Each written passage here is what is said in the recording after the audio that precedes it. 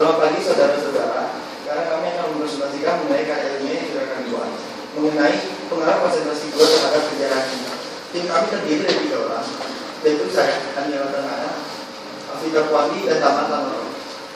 Saya akan menjelaskan mengenai pendahuluan, Tamar Tanoto menjelaskan mengenai landasan teori, Afida Puandi akan menjelaskan mengenai metode penelitian, dan kemudian akan ditutup oleh saya mengenai penutup, yaitu kesimpulan dan saran.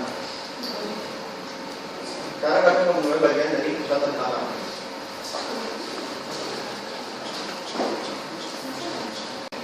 Latar belakang. Apa arti ragi?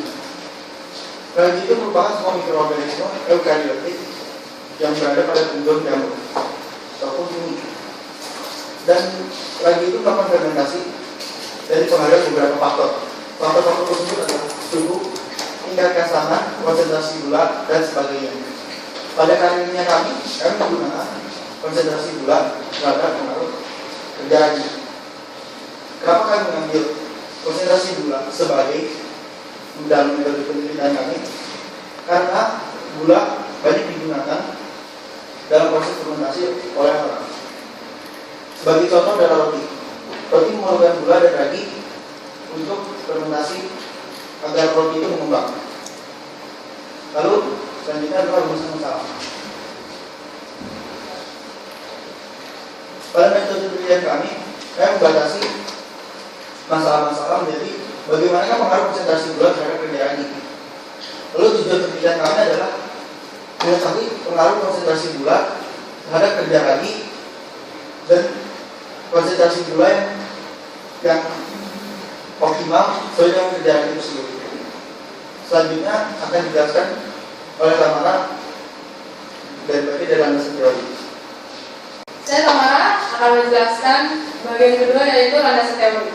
Yang pertama, kita harus tahu dulu apa itu arti-arti dari tema yang kita ambil, yaitu hubungan konsentrasi lambda gula terhadap kerja ragi. Yang pertama adalah konsentrasi. Konsentrasi adalah suatu pengukuran yang menggambarkan banyaknya zat tertentu yang bercampur dalam zat atau substansi lain. Biasanya terbatas dalam konsep campuran homogen. Campuran homogen itu campuran dengan fase yang sama. Di dalam konsentrasi terdapat 4 istilah, yaitu solid yang merupakan zat terlarut, solvent zat pelarut, concentrated artinya campuran yang pekat, dilute adalah campuran yang encer. Yang kedua adalah larutan. Larutan adalah campuran homogen yang terdiri dari 2 atau lebih zat. Karena ukurannya maksimum sangat kecil, yaitu lebih kecil daripada 1 nanometer, memudahkan zat terlarut untuk larut dalam zat pelarutnya. Yang ketiga, gula. Gula pasir adalah sukrosa, yaitu karbohidrat yang digunakan sebagai pemanis. Sukrosa terdiri dari fruktosa dan juga glukosa yang terhubung oleh ikatan glikosida.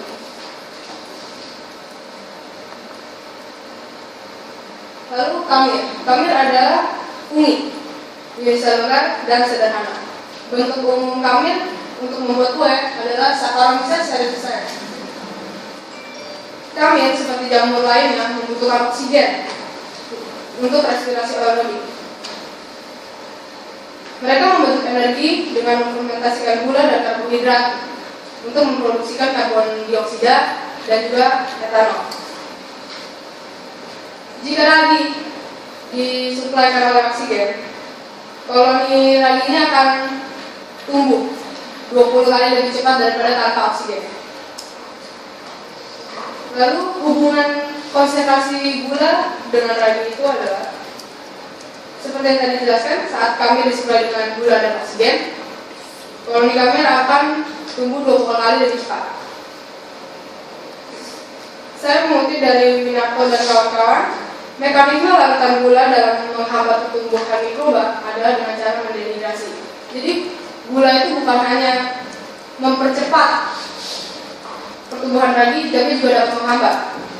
Itu dengan cara mendehidrasi bakteri melalui proses osmosis, yaitu air dalam bakteri itu akan terhisap keluar oleh larutan gula, sehingga mengalami kesulitan dan tidak dapat berkembang. Hipotesis. Hipotesis kami adalah pertama itu konsentrasi kandungan gula tidak mempengaruhi pertumbuhan ragi, atau konsentrasi kandungan gula mempengaruhi kerja ragi. Sekian dari saya, akan dilanjutkan oleh Afiq Fahri.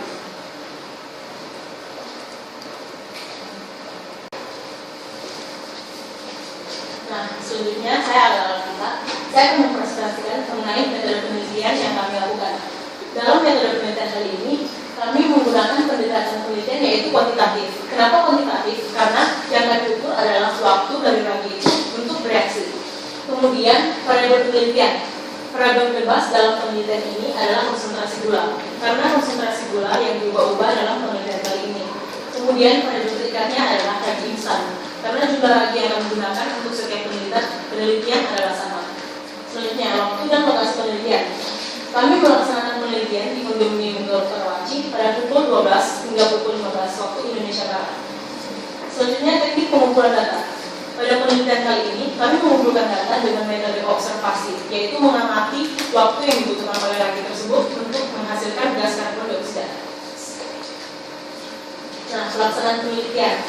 Pada penelitian kali ini, kami menggunakan 3 kali penelitian dengan konsentrasi gula yang berbeda-beda. Pada penelitian pertama, kami menggunakan 1 sendok teh gula, yang kedua 2 sendok teh gula, dan yang ketiga 3 sendok teh gula. Untuk setiap penelitian, kami menggunakan jumlah ragi yang sama, yaitu 1 sendok teh ragi. Semua penelitian ini menggunakan jumlah air yang sama, yaitu 50 ml air.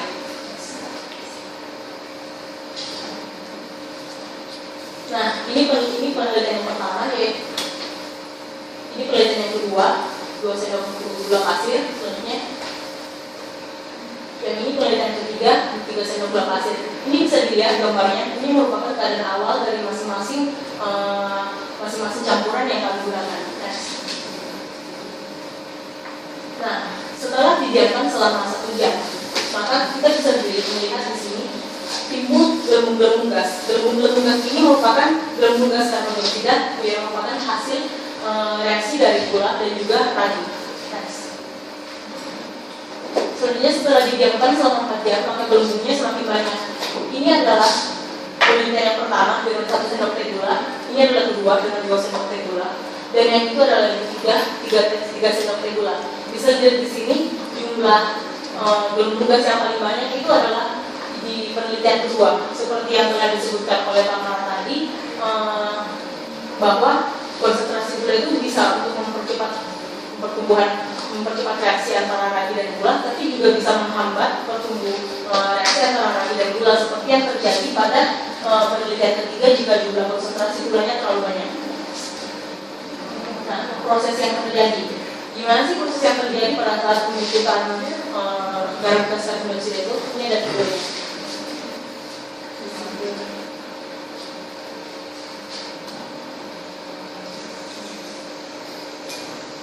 Ini gambarnya kurang jelas. Sebenarnya di sini ada tampak gelembung-gelembungnya mulai bermuncul-munculan yang kayak ini. Gelembung-gelembungnya sudah mulai munculan, itu tandanya gas karbon dioksidanya sudah mulai muncul.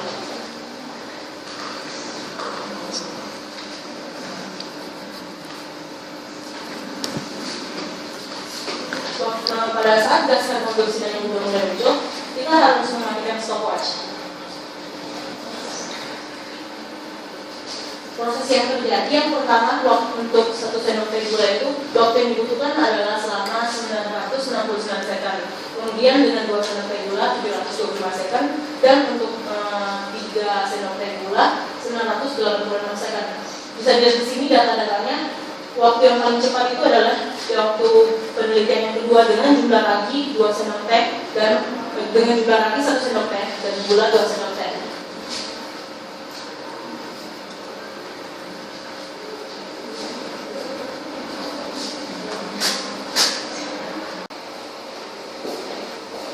Ini saya akan menjelaskan penutup dari karya ini. Bagian penutup adalah kesimpulan utama. Kesimpulan yang kami dapat dari karya ini adalah kerja ragi itu optimum apabila konsentrasi gula diberikan juga optimum, yaitu perbandingan 2:1 dengan ragi. apabila konsentrasi gula terlalu rendah, itu akan memperlama kerja ragi karena kekurangan gula, sehingga gelembung-gelembungnya akan keluar lebih lama. Apabila kelebihan konsentrasi gulanya, maka juga menghambat kerja ragi, sehingga gelembung yang keluar dari ragi itu akan menjadi lama. Lalu saran yang kami berikan bagi para pengguna ragi adalah konsentrasi gula yang diberikan sebaiknya diberikan secara optimum, itu perbandingan 2:1. Lalu selanjutnya kami akan menampilkan data-data yang kami dapat dari referensi. Ini merupakan referensi yang kami gunakan dalam proses mengerjakan karya ini. Sekian dari presentasi kami. Apakah ada pertanyaan? Silakan saudara yang sana. Nama saya Gary. Saya ingin bertanya. Tadi saudara menjelaskan bahwa ragi berfermentasi secara aerob. Nah, saya ingin tahu apakah ragi dapat berfermentasi secara anaerob juga? Baiklah, saya akan menjawab pertanyaan dari saudara ini. Ragi dapat bereaksi secara respirasi aerob dan juga anaerob.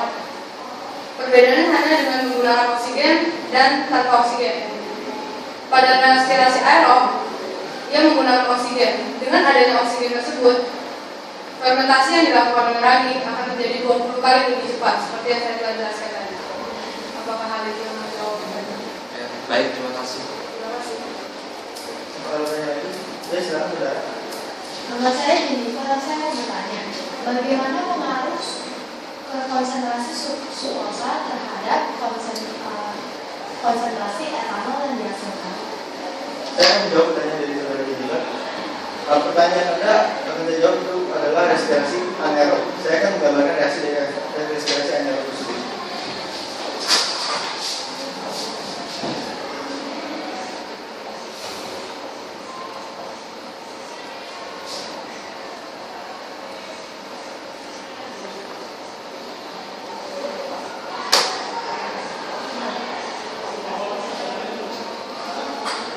Ini merupakan sukrosa dan ini merupakan etanol. Jadi apabila sukrosa ditambah sih, itu menyebabkan etanol akan bertambah juga. Namun yang berpengaruh adalah apabila kadar gula itu dinaikkan, itu hanya akan menghambat lama dari kerja ragi, sehingga apabila konsentrasi ditambahkan, itu hanya akan lebih lama mengeluarkan gelembung-gelembung tersebut. Ya. Selanjutnya, apakah ada yang ingin bertanya lagi? Saya ingin menanyakan, dapatkah Anda menjelaskan metode yang Anda gunakan dalam penelitian Anda? Terima kasih. Jadi langkah-langkah atau metode yang kami gunakan dalam penelitian kali ini yaitu misalnya saya mengambil contoh pada penelitian pertama, yaitu 1 sendok teh gula dan juga 1 sendok teh ragi. Pada saat melakukan penelitian, kita tidak boleh langsung mencampurkan kedua bahan tersebut dan dilakukan secara bersama-sama. Hal itu dikarenakan jika langsung dicampurkan, maka laginya sudah akan langsung bereaksi dengan gulanya, sehingga waktu yang kita ukur tidak akan tepat. Jadi hal pertama yang harus kita lakukan yaitu melarutkan dulu raginya ke dalam 50 ml air hingga semuanya larut. Baru setelah itu ditambahkan 1 sendok teh gula dan juga diaduk rata hingga semuanya larut. Kemudian dinyalakan stop wash. Itu adalah waktu yang terukur hingga pada saat timbul gelembung gas di bagian permukaan dari kedua campuran tersebut. Sekian. Baiklah, ada pertanyaan lagi? Saya Marcel, saya ingin bertanya, apakah ada jenis kamera lain yang dapat kita gunakan untuk membuat kue? Baiklah, saya akan menjawab pertanyaan dari saudara Marsha. Seharusnya ada kami lain yang dapat digunakan untuk membuat kue. Namun dalam penelitian kali ini kami hanya menggunakan Saccharomyces cerevisiae. Jadi kami cuma tahu. Terima kasih. Saya mau ada tanya lagi. Tidak bertanya lagi. Sekian dari presentasi kami. Semoga presentasi kami dapat bermanfaat bagi kita. Terima kasih.